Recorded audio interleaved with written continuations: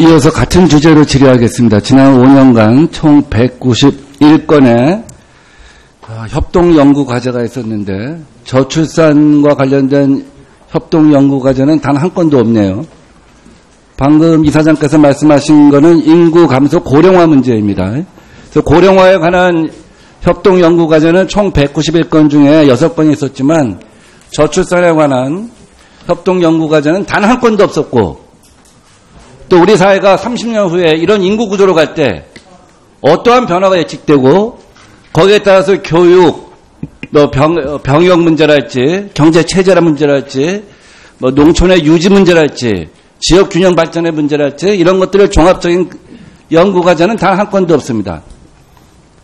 지난 10년간 국가가 151조 원 쏟아부어도 그래서 목표 출산율을 2020년에 1.5까지 올린다고 했는데 정부를 비웃듯이 올해 출산율이 떨어지고 있습니다. 북한 핵보다 더 무섭다는 저출산 고령화 문제. 국가가 종합적인 상을 전혀 그리지 않고 있고 또 구체 연구기관 24개 연구기관이 협동 연구과제를 단 한 건도 이행하지 않았다는 것. 이건 정말 심각한 문제라고 생각합니다. 그래서 저는 오늘 이런 제안을 합니다.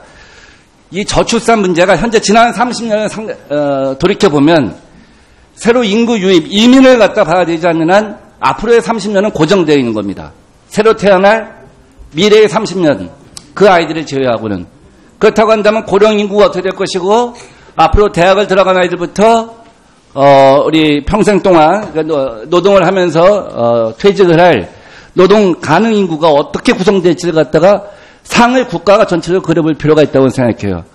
그런 종합적인 상이 나와야지 거기에 기초해서 각 연구기관들이 개별적인 연구를 할 수 있는 겁니다. 그래서 우선 첫째, 우리 사회 고령사회 문제입니다. 우리 1980년대에 연금 계산할 때 60대 중반의 사람들이 평균 수명을 갖다 끝낸다고 상정했어요. 지금 우리나라 평균 수명 82세입니다. 앞으로 베이비 부모가 은퇴해서 인생을 마칠 때 그때는 평균 수명이 90 가까워질 거라고 봅니다. 최빈 사망연도라는 개념 아시죠? 몇 세 때 사람들이 가장 많이 죽냐. 요새 우리가 상가에 가면 다 80대 중후반, 90대 초반이라고 합니다. 그래서 다 호상이라고 합니다. 그게 최빈 사망연도입니다. 지금 아마 베이비 세대가 인생을 마칠 때 최빈 사망연도는 90대 중후반이 될 겁니다. 그럼 앞으로 30년을 이들을 갖다가 국가가 부양할 수 있느냐. 지금과 같은 기초노령연금으로 국가가 이 수없이 많은 노령인구를 부양할 수 있겠습니까? 2050년, 30년 후에 우리나라 노령인구는 37%입니다. 그렇죠? 그렇게 본다면은 생산 가능 인구 25세에서 65세가 40%, 채 40%가 은퇴한 40%와 학교를 다니는 20%를 부양해야 한다는 얘기입니다. 그러면은 현재와 같은 기초노령연금은 사회가 지탱이 안 되고 노인 일자리, 근데 현재와 같은 용역형, 그러니까 경비랄지 배달이랄지 혹은 공공부조형, 국가에서 지방자치단체에서 쓰레기 줍고 환경 정비하고 교통 정리해 주는 거, 이런 일자리 갖고는 안 된다는 것이죠. 국가의 R&D가 상당한 정도는 이 노령연구의 일자리 개발, 가령 IT 농업이랄지 새로운 서비스업이랄지 이런 걸 통해서 노인 인구가 하루에 나가서 4시간, 5시간에도 일을 해갖고 한 달에 4, 50만 원도 벌게 하는 구조가 아니면 안 된다고 생각해요. 그래서 국가의 R&D가 상당한 정도 여기에 투입돼야 한다고 생각합니다. 두 번째는 농촌과 농업의 재편을 갖다 고민해야 합니다. 앞으로 30년 내에 우리나라 농촌은 다 없어진다고 합니다. 지난 30년간의 인구 변화의 추이를 보면 그렇습니다. 대부분의 90%의 중소도시도 사라집니다. 그러면 현재 100만 개의 빈집이 있는데 30년 내에 농촌과 지방도시에 있는 집은 다 사라진다고 봅니다. 그러면 지방도시는 어떻게 특성화할 것인가? 어떻게 개성화할 것인가? 어떻게 먹고 살 것인가? 이런 면에서 재편이 들어가야 되는 겁니다. 농업은 중국의 10%의 인구가 고급 식탁을 봐야 한다고 한다면, 고급 농수산물을 봐야 한다고 한다면, 정말 그런 식으로 농업이 재편돼야 한다면 우리가 부가가치가 있는 것이 아니냐, 경쟁력이 있는 것이 아니냐, 그렇게 생각한다면 우리나라 농업을 갖다가 어떻게 재편해야 할 것인가 하는 방향이 설 거라고 생각합니다. 초중고 대학이 다 사라진다고 하죠. 앞으로 10년 내에 대학의 3분의 1이 사라집니다. 근데 지금 현재 국가는 어떻게 하냐면 대학이 사라지니까 어떻게 통폐합할 것인가, 어떻게 교수를 조정할 것인가, 학생들을 조정할 것인가 하는 문제만 생각합니다. 자, 초중고도 3분의 1이 사라져요. 이제 고등학교도 선진고처럼 20명 이내 학급이 일상화됩니다. 그럼 자기 주도형 학습이 가능해지는 거예요. 교과 과정이 달라질 수 있습니다. 교수의 방법이 달라질 수 있어요.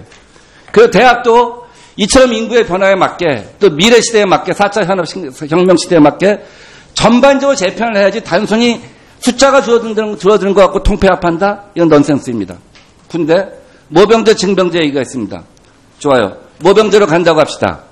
그런데 모병제로 가게 되면 복지가 달라집니다. 주택 공급의 문제가 달라집니다. 감당을 할 수가 없어요. 근데 반면에 모병제로 하게 되면 군인연금이 굉장히 좋아질 겁니다. 여러 가지 계산할 게 많아요. 정의의 문제냐? 못 사는 집 애들만 가냐? 미국이나 유럽에서는 그건 정의의 문제로 보지 않습니다. 왜냐? 못 사는 애들이 취직이 안 되기 때문에. 못 사는 애들이 양질의 직장을 갖게 되면 그건 오히려 정의라고 봅니다. 정의의 관점은 달라질 수도 있어요. 그러나 한반도처럼 좁은 전쟁터에서 북한이 600만, 700만 명의 병력을 갖고 있는데 상징적으로 최소한의 병력이 유지돼야 하지 않냐. 대만은 모병제에 실패했죠. 대만은 어차피 중국하고 싸워서 인구가 안 되니까 모병제 전환했는데 모병제 실패했죠. 중국은 모병제로 가고 있습니다만 모병제로 완전히 가게 되면 여러 가지 형평성의 문제가 생기기 때문에 직모병제를 혼합합니다. 자, 직모병제의 혼합으로 갈 거냐, 또 군대를 전체 사회에서 어떻게 기여하는 구조로 갈 것이냐 하는 고민이 있어야 합니다. 이 밖에도 과연 이민을 갖다 어떻게 할 것이냐, 조금 전에 1, 2인 가구 얘기했지만 정말 얼마 전에 추석 지났지만 추석의 문화가 달라질 것이고 모든 사회의 문화가 달라질 것이에요. 어떤 사람들은 인구가 줄어드는 것이 재앙이 아니라고 해요. 유럽에서는 흑사병이랄지 인구가 감소한 시기에 고용이 늘고 산업이 재편됐다는 거예요. 우리나라 인구가 정말 어느 정도가 적정한 규모일까요? 인구가 줄어드는 것이 꼭 나쁜 것은 아니지만 우리나라처럼 나쁜 것은 재앙입니다.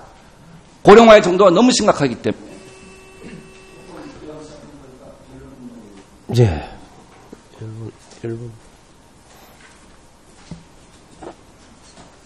그래서 장기적으로는 적정 인구의 규모가 어떤 것인가, 그 다음에 현재 지난 30년의 인구 감소를 가정해서 앞으로 30년 후에 우리 사회가 어떻게 될 것인가를 갖다 상을 그려놓고 거기에 맞춰서 개별 연구들이 진행되고 다시 협동 연구가 진행돼야 한다 하는 것이 제가 오늘 제안드리고 싶은 겁니다. 또 다른 연구 과제 몇 가지에 대해서는 다시 이제 보충 질의를 통해서 말씀드리도록 하겠습니다. 예, 민병두 의원님 수고하셨습니다. 다음은 새누리당이 존경하는 김종석 의원님 질의해 주시기 바랍니다.